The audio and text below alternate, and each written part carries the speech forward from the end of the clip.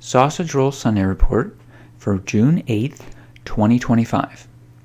Pineapple, banana sauce, and chorizo sausage personal pizza with a thin cocoa crust.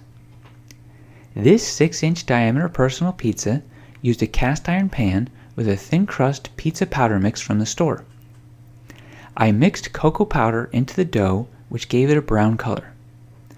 I also used more water than the mix called for, which made it more like a batter than a dough. The toppings included pineapple chunks from a can, sauce made from a super ripe banana, and fresh chorizo sausage squeezed out of its casing. Since the dough was so watery, I spread it onto the parchment paper rather than stretching it on like I normally do. The banana sauce was easy to make by stirring up the mushy banana inside the peel since it was so ripe. I then spread the banana sauce on top of the dough, and then spread the pineapple and sausage chunks on top of that. I placed it in the oven using the lower bake heating element for the first half of the time, and with the pan on a higher rack with the upper broil heating element on max temperature for the last half of the time.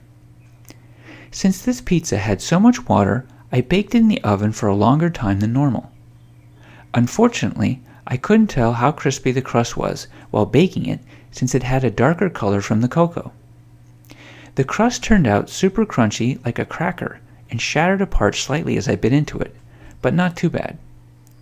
I could taste the strong seasoning of the chorizo sausage, but it didn't pair well with anything else.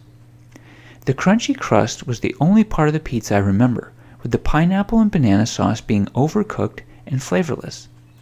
This pizza turned out to be a failure, but was a good experiment since I saw the results when the cocoa was added to the dough with too much water.